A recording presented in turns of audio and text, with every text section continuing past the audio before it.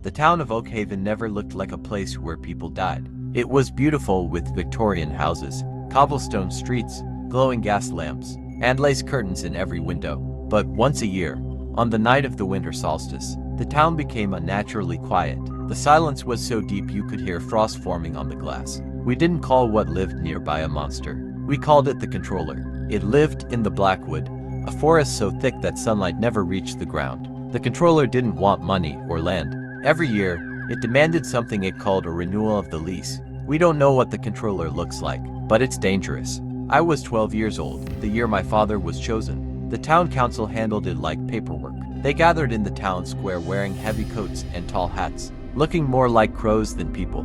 There was no lottery, no debate. Everything was decided by the controller. A clock tower stood in the center of town, and its face had 13 numbers instead of 12. At midnight on the solstice, the clock struck a hidden 13th hour. When it did, the shadow of the tower's steeple would point to a house. That house had to pay the lease. That means the house is chosen. My father stood on our porch holding his pocket watch, his hand shaking. We watched the shadow stretch across the street, slowly crawling closer. By the 11th chime, the shadow touched our front gate. By the 12th, it covered our door like a burial cloth. "Go to the cellar, Elias," my father whispered. His face was pale as snow. "Don't come out until you hear birds." I obeyed, but I watched through the coal chute. Out of the fog came the controller in a dark form. It wasn't covered in fur or claws. It was nearly 10 feet tall and wore a ruined Victorian coat that looked like wet black leather. It had no head. Instead, a long pale neck ended in a cluster of copper-colored reeds that vibrated softly.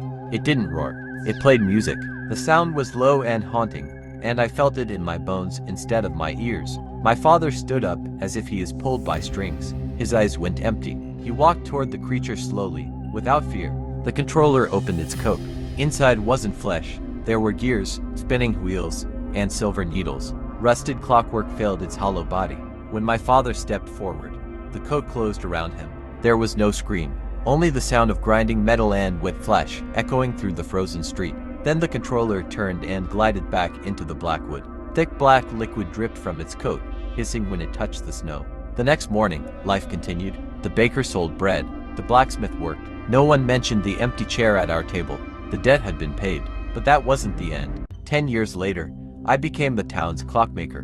One night, while oiling the great clock, I climbed into the mechanism of the 13th hour and discovered the truth.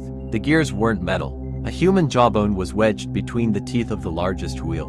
Braided human hair wrapped around the mainspring. The awl that kept the clock silent was melted human fat from past sacrifices. Oakhaven wasn't ruled by a monster. It was a machine designed to feed one. I looked out from the clock tower window. The shadow of the steeple was moving again, but this time, it wasn't pointing at a house.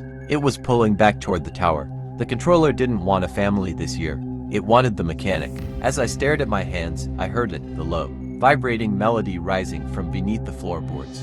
Not the ticking of a clock, the music of the reeds. I don't know if it's choosing me,